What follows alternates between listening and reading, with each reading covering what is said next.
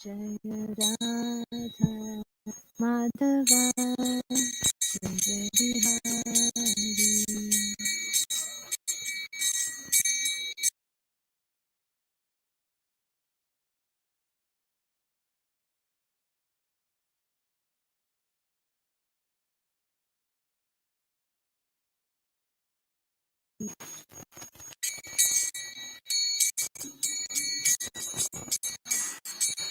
Gopi Jana Vallabha Girivardhari.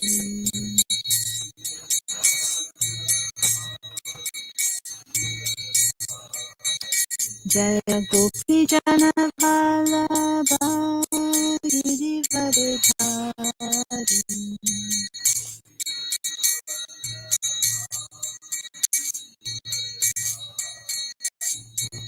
Yashodanandana Raj Jana Ranjana.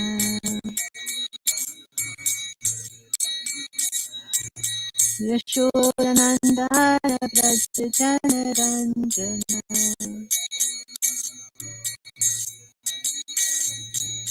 Yamuna Tira Vanachari.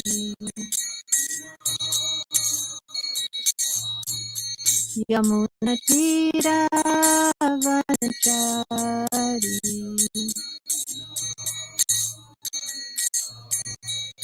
Jaya Radha Madhava Kunja Bihari.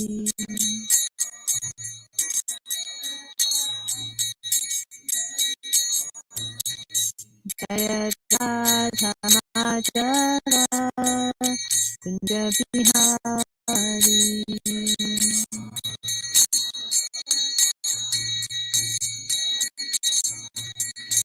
Jaya Gopi Jana Vallabha Girivardhari.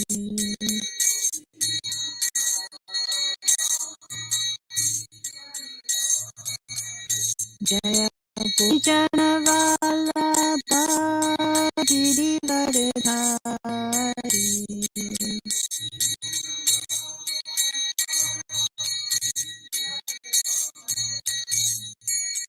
Yashodanandana Prachitana Ranjana.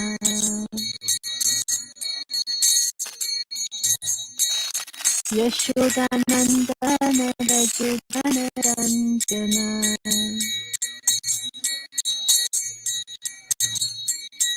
Yamuna Tira Vanachari. Yamuna Tira Vanachari.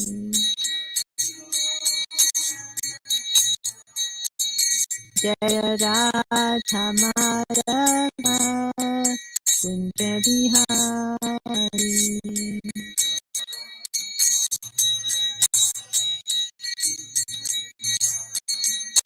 Jaya Radha Madhava Kunja Bihari.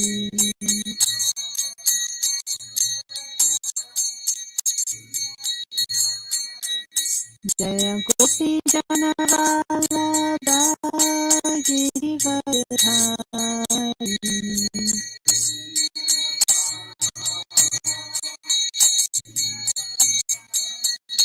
Jaya Gopi Jana Vallabha Girivardhari.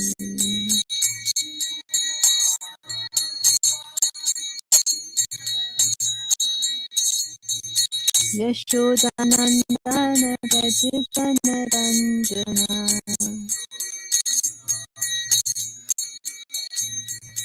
Yashodanandana Prachitana Ranjana.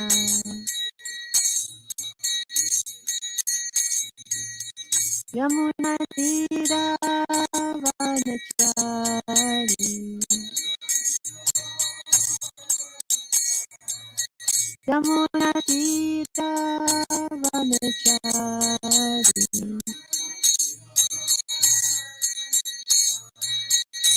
Jaya Radha Madhava Kunja Bihari.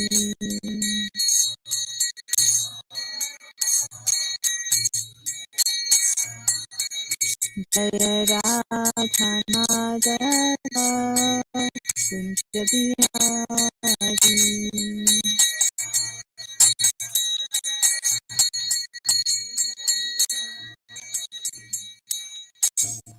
Iskon Govind ki jai, Shabbat ki jai, Shishikot Muttamatu Shish ki jai, Govind.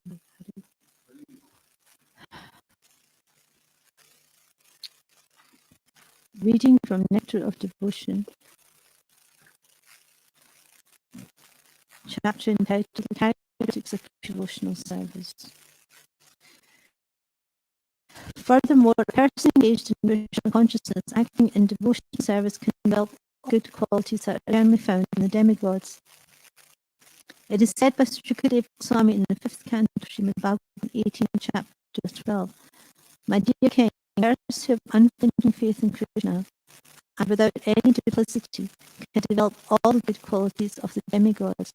On account of a devotee's high grade of Krishna consciousness, even the demigods love to live with him, and therefore it can be understood that the qualities of the demigods have developed within his body.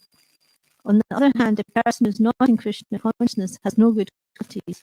He may be merely educated from the academic point of view, but in the actual field of his activities, he can be seen to be based on the animals. Even though a person is highly educated academically, if he can't go beyond the sphere of mental activities, then sure he can perform only activities and not remain impure. There are so many persons in the modern world who have been highly educated in materialistic universities, but it is seen that they cannot take up the movement of Krishna consciousness and develop the qualities of demigods. For example, a Krishna conscious boy, even if he is not very well educated by the university standard, can immediately give up all sex life, gambling, meat eating, and intoxication. Whereas those who are not in Krishna consciousness, even very highly educated, are often drunkards, meat eaters, sex mongers, and gamblers.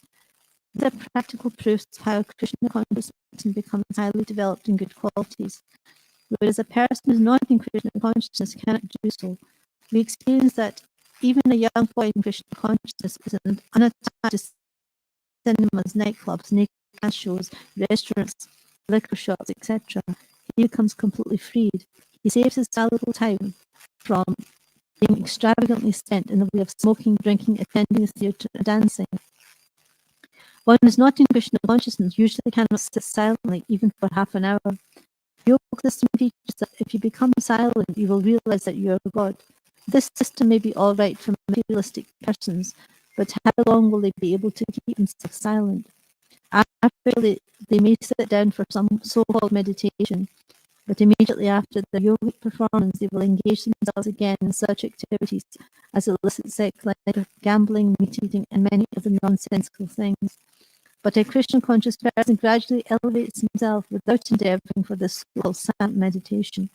Simply because he is engaged in Krishna consciousness, he ultimately gives up all this nonsense and develops a high character. One develops the highest character by becoming a pure devotee to Krishna. The conclusion is no one can fully have any good qualities if he is lacking Krishna consciousness. Shri Bhakti Rasamrita ki jai, Shri Rupa Goswami ki jai.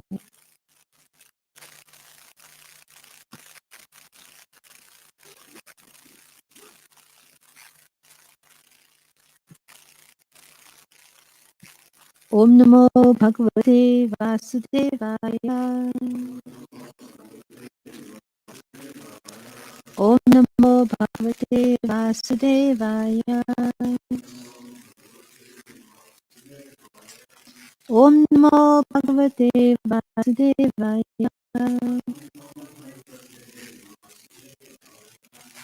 Reading from Srimad Bhagavatam, Canto 7, Chapter 6, Text 5. Ato yatita kushala shimaya bhavamashtrita shidam kosham yavan navipadyate navipadya pushkalam.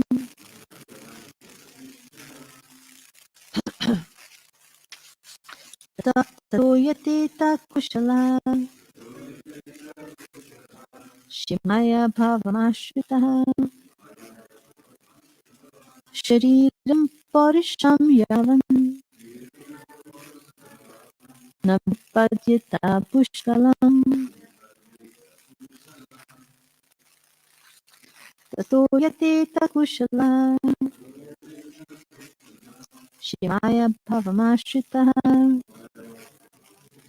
Shariram Parisham Yavan Navipadyata Pushkalam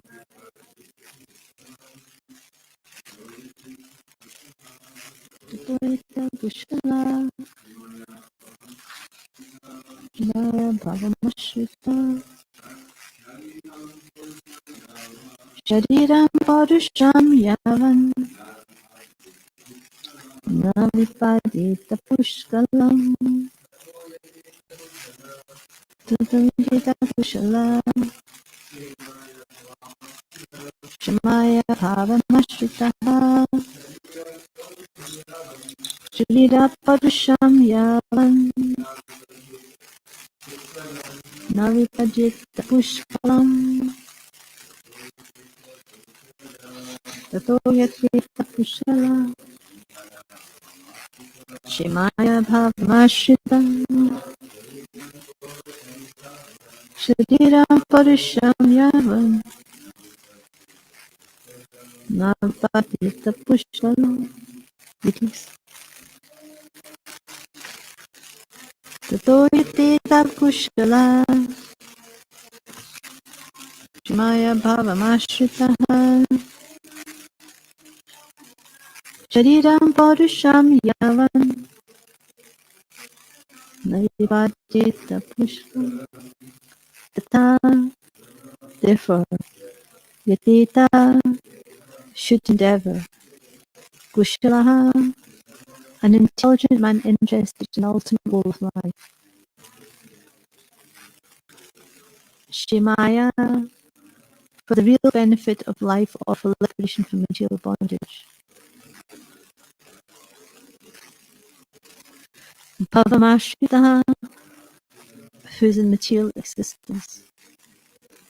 Shariram the body.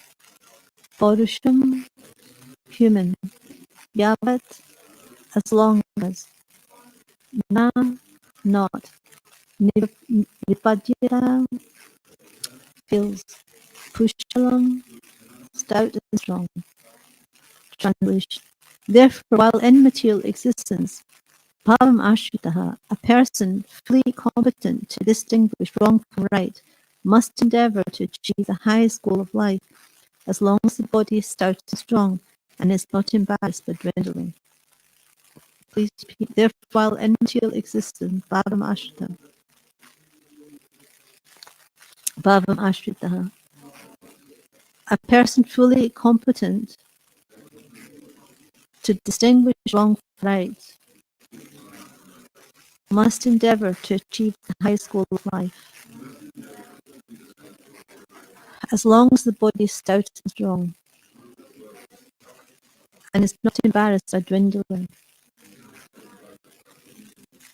Purport by Srila Prabhupada Ki Jai. As stated by Prahlad Maharaj at the beginning of this chapter, Kumara Acharet Pragya. The word Pragya refers to one who is experienced and who can distinguish right from wrong. Such a person should not waste his energy and valuable human lifetime simply working like a cat or dog to develop its economic condition. For one word in this verse, there are two readings, Bhavam Ashritaha and Bhayam Ashritaha. But accepting the meaning of either of them will bring one to the same conclusion. Bhayam Ashrita indicates that the materialistic way of life is always fearful because at every step there is danger. Materialistic life is full of anxiety and fear, bhayam. Similarly, accepting the reading bhavam ashrita, the word bhavam refers to unnecessary trouble and problems. For want of Krishna consciousness, one is put into bhavam, being perpetually embarrassed by birth, death, old age, and disease. Thus, one is surely full of anxieties. Human society should be divided into a social system of Brahmanas, Kshatriyas, Vaishyas, and Shudras, that everyone can engage in devotional service. If one wants to live without devotional service, His status as a Brahmin, Kshatriya, Vaishya, or Shudra certainly has no meaning. It is said, Stana Datanti Adha. Whether one is higher or lower division, one certainly falls down for want of Krishna consciousness. A sane man therefore always fears to fall from his position. This is a regulative principle. One should not fall from his exalted position. The highest goal of life can be achieved as long as one's body is stout and strong. We should therefore live in such a way that we keep ourselves always healthy and strong in mind and intelligence, so that we can distinguish the goal of life from a life full of problems. A thoughtful man must act in this way, learning to distinguish right from wrong, and thus attain the goal of life. Om Ajnantimirandasya Jnanandjana Shalakaya Chakshurunmilitam Yena Tasmai Shri Gurave Namaha Shri Chaitanya-manobhastam Stapitam Yena Bhutale Swayam Rupa Kadamayam Swapam Jai Shri Chaitanya Prabhu Nityananda Shri Advaita Gadadhar Shivasadi Gaur Bhaktivinoda Hare Krishna Krishna Krishna Hare Hare Hare Rama Rama Rama Hare Hare.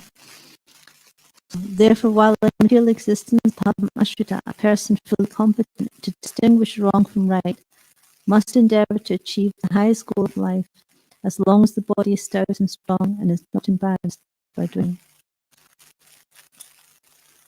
So, this chapter, Prahlad Maharaj is instructing his demoniac schools. That's the kind of point Prahlad Maharaj has come to. So, he's surrounded by demoniac school friends.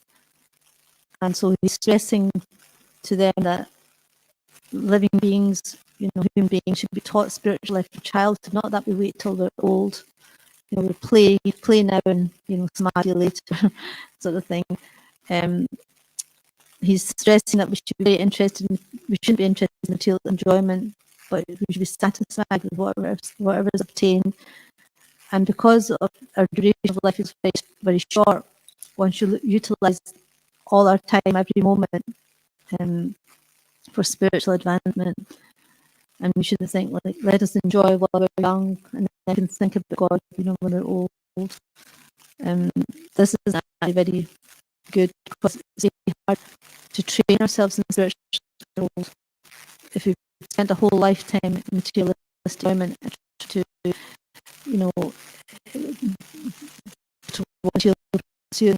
when we're old, then it's very hard to train a old dog new tricks, sort of thing. So when we get old, then it's very difficult to take up spiritual life. It's not impossible, but it's more easy if we've actually trained ourselves throughout our life in spiritual life. So Prahlad Maharaj is stressing that from the very beginning we should engage in devotional service like Shravanam, Kirtanam, Vishnu Smaranam. And this is actually spiritual education. Material education is under the modes of material nature. So we will not actually advance spiritually by material education. But spiritual education is transcendental, so it helps us go towards the spiritual abode. Here, Prabhupada is stressing the word pragya. Pragya is one who's experienced, or one who's intelligent. If you look at the word in the first, in the beginning of the chapter, Prabhupada refers to it as intelligence. So, by intelligence, we can actually discriminate between right and wrong. And by using a higher intelligence, we can actually utilize this human form of life and not waste it in material activities. So this is actually real intelligence. So we all have intelligence, but if we're not using it in Krishna consciousness, then actually we're just wasting it. So there's a valuable asset, but you just hoard, not actually using it properly. So Prabhupada explains that this Bhavam Ashrita and Bhayam Ashrita are actually the same kind of thing, that troubles and problems are birth, death, old age, and disease. And materialistic life is always fearful and full of anxieties because there's actually no real solution to problems. So with Krishna consciousness, we experience this, that life is full of fear, anxieties, problems, and there's no solution. But Krishna consciousness is the solution. So even if there are problems in life, we can actually deal with them properly because we understand the right from wrong. We understand what the goal of life is, what the purpose of life is, and we take shelter of Krishna. So even although devotees may go through difficulties, it's not the same way as materialistic people because they don't actually have proper shelter. They don't actually understand the purpose of life. Whereas devotees, even although they may go through difficulties and problems, they know that their shelter is Krishna and he can help them. So it's not that devotees don't go through difficulties, but they actually understand the real purpose of life, so they can solve all the problems of life by that.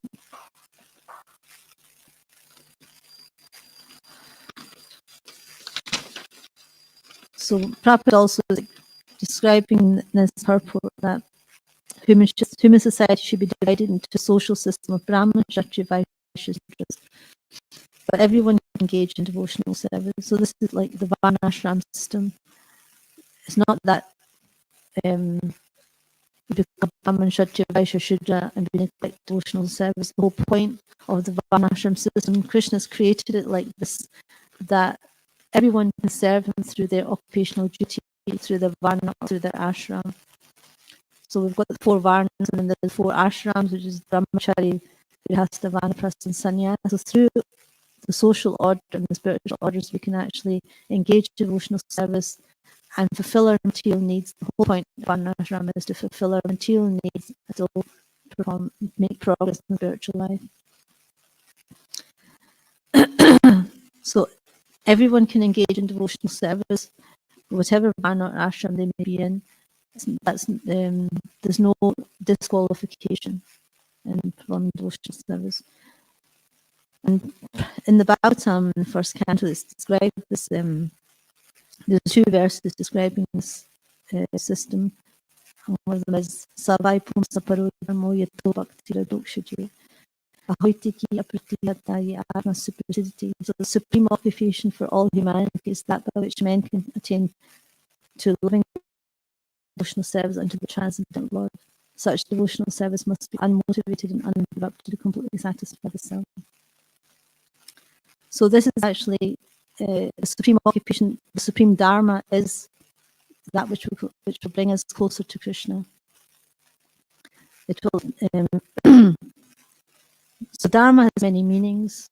So the meaning of dharma is that which sustains one's existence, and then dharma also means engagement or occupation. So depending on our nature, we have a certain dharma.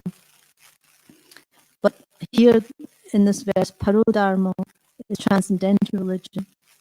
So not all religion is the same. You have parodharma is transcendental religion, but you have Kaitava dharma, which is materialistic religion. So it's like religious activities that are materially motivated. So to help us attain some artha, kama, moksha. So Prabhupada explains that religion includes 4 primary subjects, which is dharma, artha, kama, and moksha. So dharma is religious activities.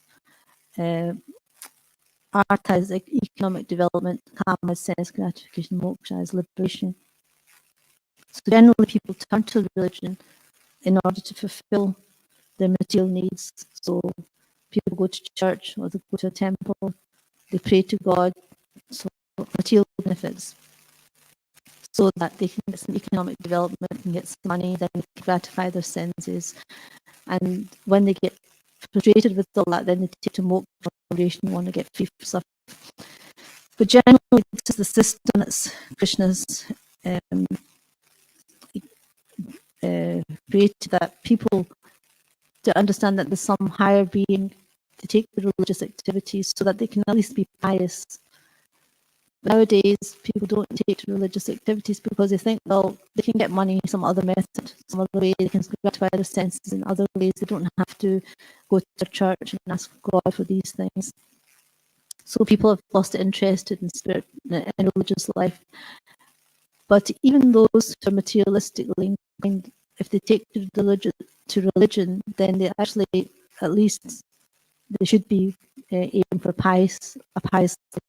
So most people take religion, have a pious life, then maybe at the end will be frustrated with all these materialistic pursuits and take to moksha or liberation. But here, Parodharma is something different. It's not this materialistic religion. Parodharma is pure transcendental, process of pure transcendental religion, which leads to becoming a devotee of God, devotee of the Lord, and to develop love for Him. So bhakti is actually the highest dharma, and because the only aim of dharma is to satisfy the Lord, satisfy Krishna, and here dharma is defined as that produces bhakti. So dharma actually helps us to become, dharma helps us to become pure devotee of the Lord. And this is actually the aim, the goal of life. And unless we're doing this, unless we're actually coming to this point of becoming attracted to the Lord, then whatever we're doing is just a useless waste of time. The Bhagavatam is described, another verse is describing this as Dharma swanustitapum samvishvakrina katajuya notpade idiratim shrama eva hi kevalam. So shrama eva hi kevalam means it's just a useless waste of time. The occupational activities a man performs according to his own position are only so much useless labour if they do not provoke attraction for the message of the personality of Godhead. So unless it's actually provoking attraction for the message of Godhead, whatever varna or ashram we're in, whatever activities we're performing, it's really a useless waste of time, as it says in this verse. And Prabhupada, in that purport, explains that we have to engage ourselves in occupational engagements that will evoke our divine consciousness. This is possible only by hearing and chanting the divine activities of the Supreme Lord. And any occupational activity which does not help one to achieve a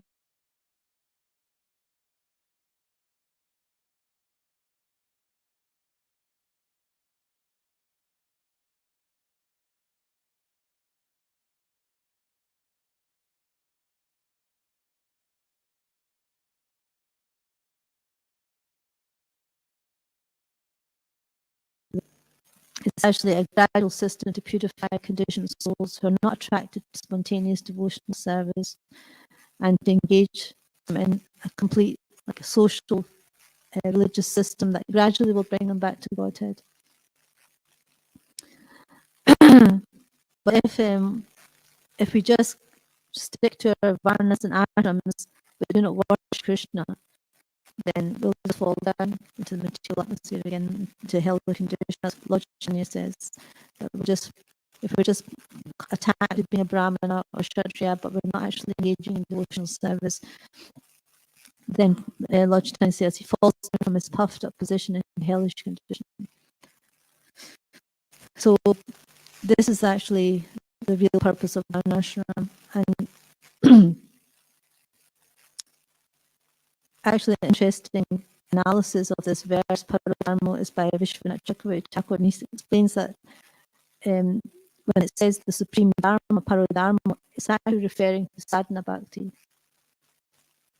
So, and he's saying that prema bhakti arises from this. So, the Parodharma in this verse is sadhana bhakti, and this is the cause of prema bhakti, which is yato bhakti arokshaji. So that's actually Vishwanath Chakravarti explains that. This is the real meaning. So, and he describes that just like an unripe mango becomes a ripe mango in due course of time. So from Sabhakti, you get Prema Bhakti in due course of time. If we're following the rules and regulations properly, then the goal of Sadhana Bhakti is Bhava Bhakti. And then from Bhava Bhakti, we can go to Prema Bhakti. So it's not that we can just become a ripe mango overnight. It takes time. So another point probably is making the purport is that we keep us healthy, strong in mind and intelligence, so that we can progress in spiritual life. and not take up material life, which is full of problems. So that's actually the reason why we want a healthy life is not that so that we can enjoy our senses, enjoy material pursuits, but actually to use whatever time we have in this body to use in Krishna service. So this Ayurveda, Ayur means long life. So the Veda of long life is not so that we can enjoy the material world as much as we can, but the whole point of the Ayurvedic system is so that our body can be kept healthy and fit and used in Krishna service. So Krishna has given us so many Vedas, so many Shastras, we can actually use this body, this vehicle we have in a nice way and live a good life, a healthy life, and also engage in Krishna consciousness and live a joyful life. So, but it's not that, there's so many trees that have a long life, but what's the purpose of that long life? It's just they're not doing anything, just standing. So that we have it's better to have a short life dedicated to Krishna consciousness than have a long life dedicated to material life. So, of course, you want to live a long life so we can engage in Krishna service. So we use it as much as we can. We try to keep it healthy. We have a good healthy diet. We do exercise. We try to keep it healthy because it's a vehicle. It's like a car. If you have a car, then we need to make sure it's got oil and water. It's got petrol. It's been looked after nicely. And so, if you want the car to live a long life and want to be able to use it nicely, then we have to make sure it's got the right things necessary to keep it going. And so in the same way, this body is like a vehicle given to us by Krishna, so we can use it in his service. So we need to make sure it's nourished properly, with proper diet, with proper physical exercise, with proper nourishment spiritually, mentally, physically. And then we will find that we can use it nicely in Krishna service for a long time. So it's better to do that than, use it in material pursuits. And Prabhupada said one time in a letter that keep yourself in condition and work very hard for Krishna. That is our motto of life. So that's what our motto of life is, to keep your health in good condition and work very hard for Krishna. So Prabhupada concludes this that a thoughtful man must act in this way, learning to distinguish right from wrong and thus attain the goal of life. So everything should be balanced. We should live in such a way that we keep ourselves always healthy and strong in mind and intelligence, so that we can distinguish the goal of life from life full of problems. So, any questions or comments?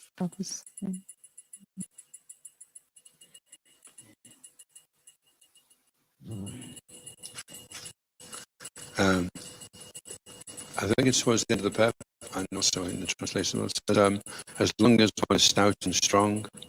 So what if you're not stout and strong?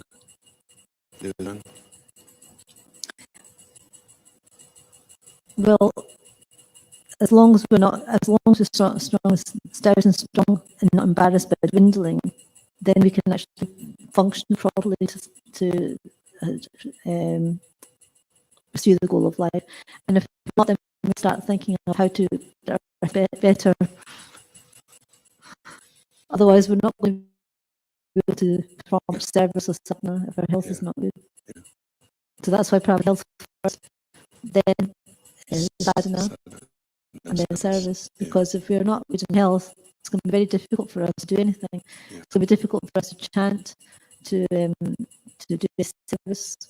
So we need this vehicle, we need the body to do at least this. So that's why if we'll have to do that first, then we get first. Also, the question,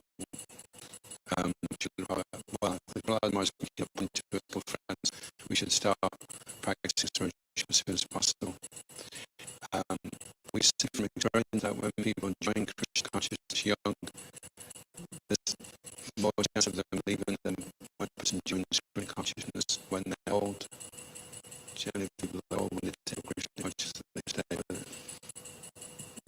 But if they join young, it's not that's going to be forgotten. They've performed some devotional service, so they'll come back. So, in one sense, that's actually safer because that's always going to be there for them. It's part of their spiritual bank account. So, they'll never lose that. So, there's no loss.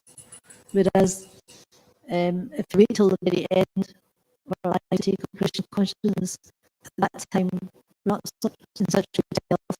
Generally, we're not in time left to perform devotional service, and you may not have the same opportunities, to be able to progress so rapidly.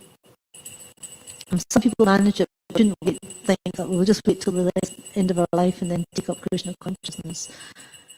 Because the amount of service we can do, the amount of things that we can do in Krishna consciousness from youth is a lot more than we can do in our old age.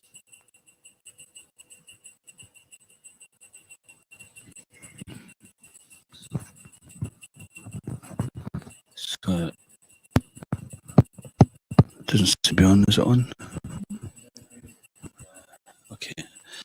So, as the devotee is older, I may start having some physical problems. Then there may be some compromise on what we can do physically compared to what they used to do. That is natural. Even Sanatana Goswami, Madan Mohan had made some direction for him. He used to do a walk to Govardhan every day, which was about 40 miles, and walk around Govardhan and then back. He used to do that every day. And then, of course, the deity told him, okay, now you don't have to do this any longer. But he didn't give it up until the Lord told him to do that. He didn't just think, that's kind of troublesome now, let me just stop it. I got a blister on my feet 3 weeks ago. It's just a bit too much. So there's that. And then there's also, even sometimes when devotees join the temple, they join with so many ailments, or perhaps their lifestyle has left them with some limitations, etc. In reply to that, when Prabhupada says, make the best use of a bad bargain. So if we have some physical problem, we'll have certain kind of things to contend with, but it doesn't mean to say, okay, well, I can't do it unless my body's stout and strong, so I can't do anything until I've got like a fully healthy body. So it seems like perhaps we get wondering what it means here. We should endeavour to achieve the highest goal of life as long as the body is stout and strong. If we don't have that, or once it gives it up, then it's not that we don't endeavour any longer, is it?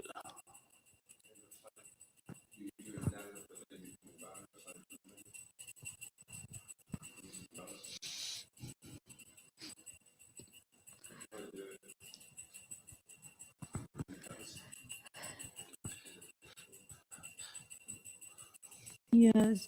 I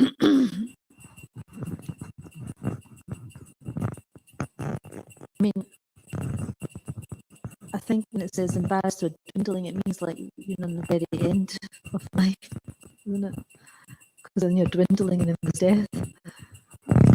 So it's when you're in a disease condition.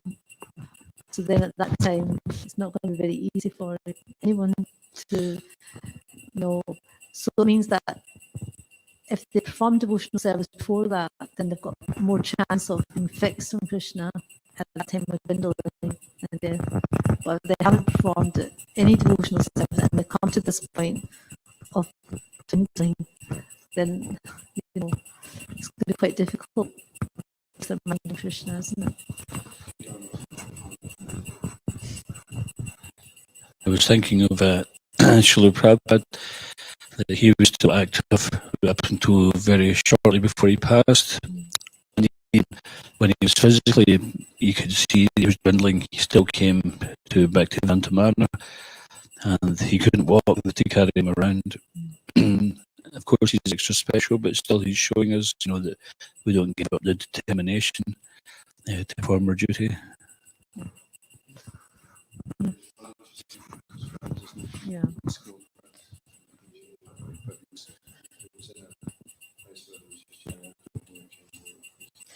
Well, because he's speaking to his friends, then we can understand that the reason he's saying this is so that they don't wait till the end. You know, they take it up immediately, and then yeah.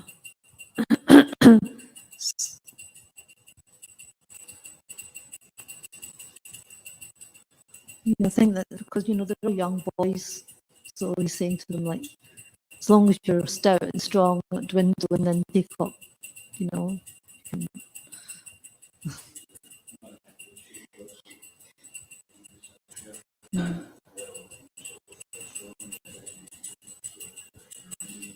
Mm.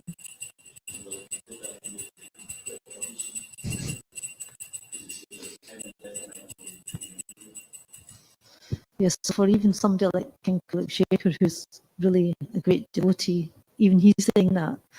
So never mind anyone who's not performed devotional service, how difficult it's going to be. Yes, take it.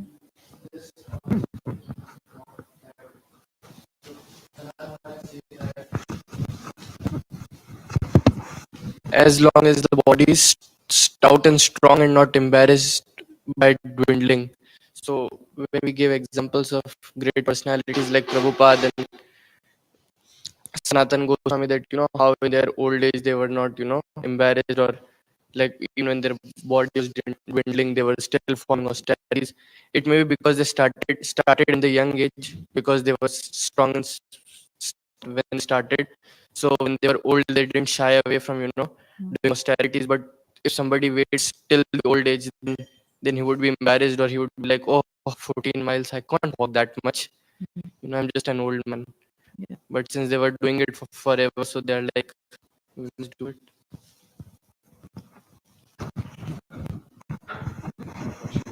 So, devotees know Krishna has shelter.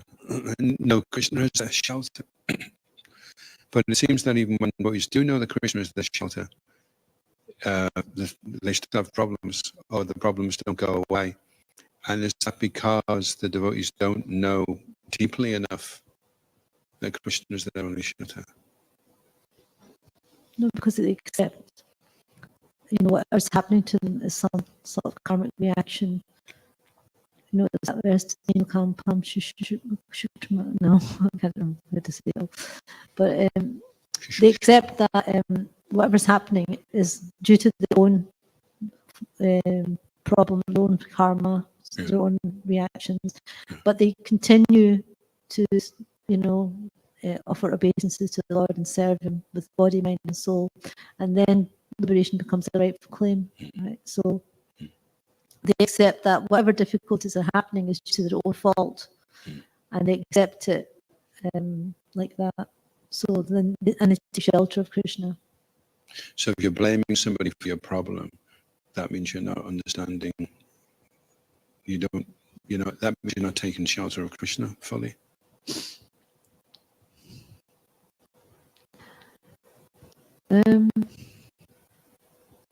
One sense, yes. Has anybody got any other answer for this? Hare Krishna, thank you. So, say a person who is deaf and dumb, can that person practice Krishna consciousness? Yes. Like he cannot speak and he cannot hear. Thankfully, there are not so many people like this in the world, but still there's some few. Well, they can what's it, braille, read with their fingers. What is that? Braille reading? They can still do that. I think there is books like this, isn't there? Consciousness for that are blind. Yeah, yeah, yeah, yeah. I don't know. Yes.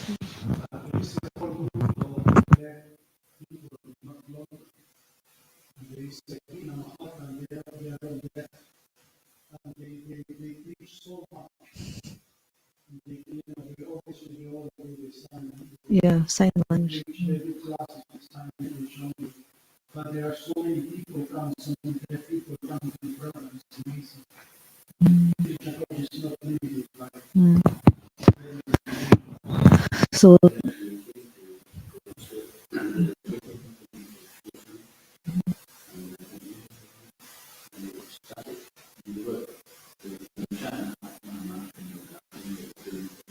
yeah, I meant sign language, not braille. I'm thinking of blind people. Yeah, so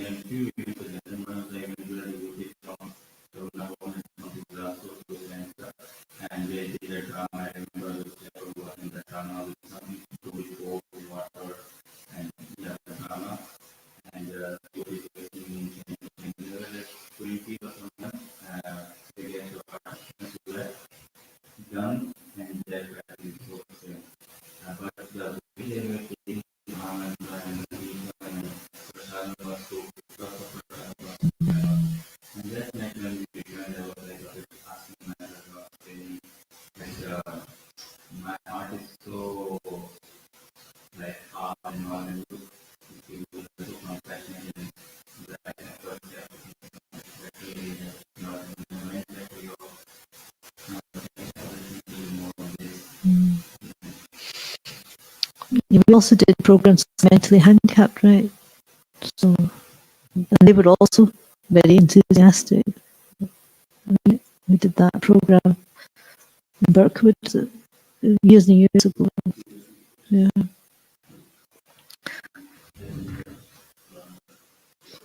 So there's no material disqualification for taking up devotionals.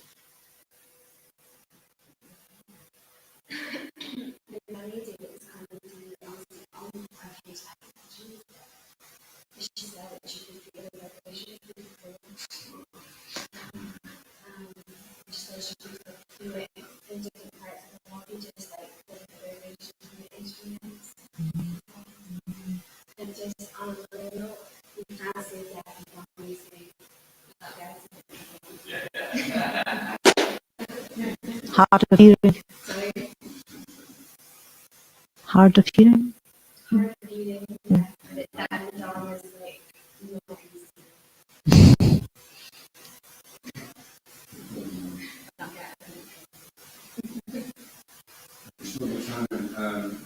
It seems that Bhagavatam is doing that, you mentioned that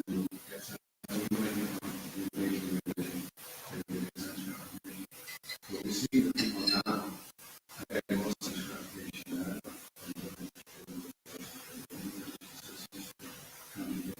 No, it's not a contradiction because religion helps us to perform pious activities to get these things. Because people are not taken to God consciousness, they're performing sinful activities to get what they want. So the religionists will help people become pious so they can actually, live a pious life and take to God consciousness eventually. But because people are missing this, they're just taking straight to sinful life and getting artha kama.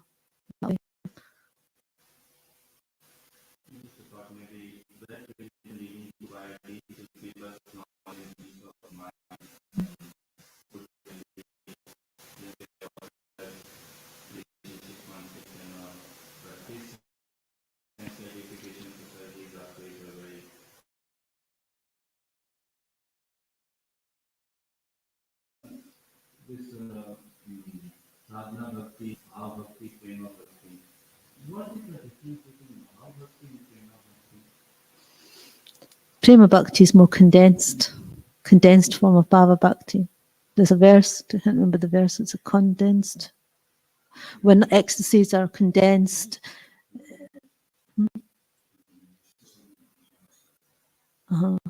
So bhava bhakti is preliminary love of God, where we've developed like Raganuga Bhakti.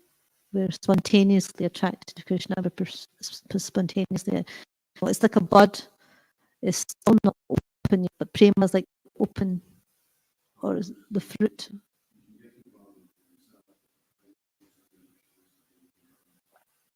Mm-hmm. So the bud form is the bhava. When it's fully open, it's like the prema, and flower, and the fruit is prema. It's hard to use because I keep putting this in.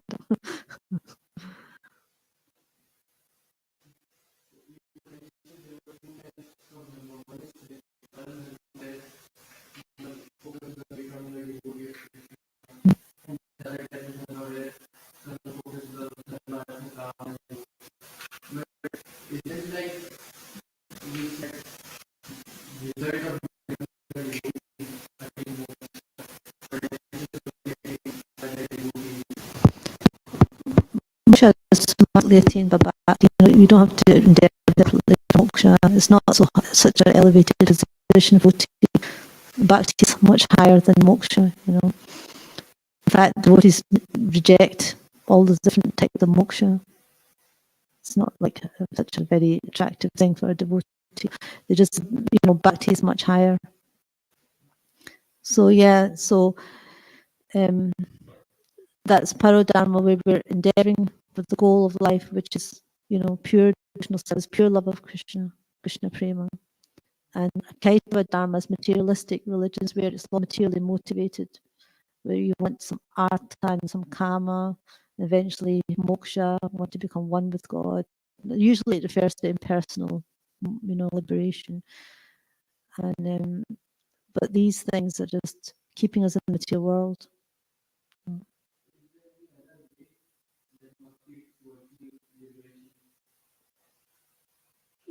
I mean, it depends what kind of liberation you're looking for, the Mayavadis and the Brahmavadis, they want impersonal liberation, so they perform their austerities and whatever, But I've read that karma and jnana, if it's not touched with bhakti, it won't give the result.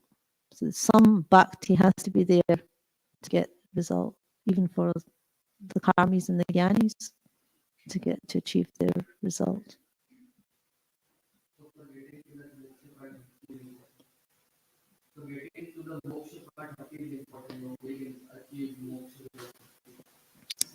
Yeah, it has to be some sort of tinge of bhakti there. There's different types of liberation. There's like the Saujya Mukti, which is the impersonalist, we just want to merge into the Brahman. But then there's the four types of devotional liberation. There's the Shasti, Samipya, Sarupya, Sarupya. So they want to go to planet where the Lord is, or they want to, get the same form as the Lord, same opulences as the Lord, or be associate of the Lord. You can't get those liberations without some sort of bhakti,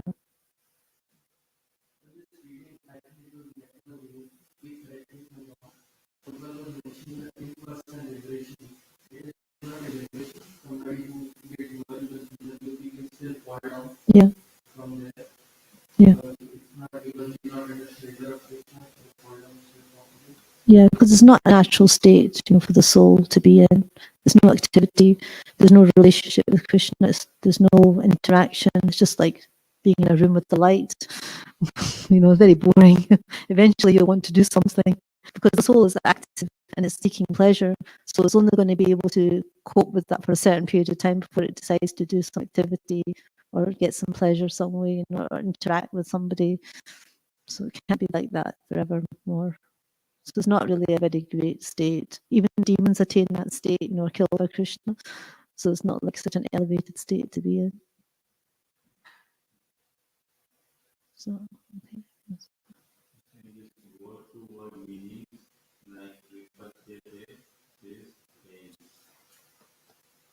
Feels.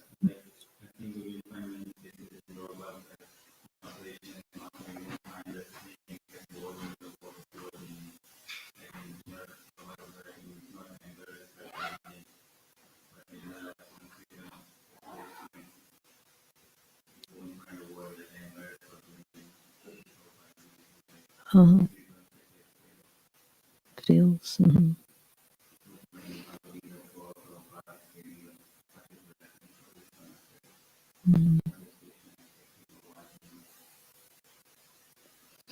Yeah.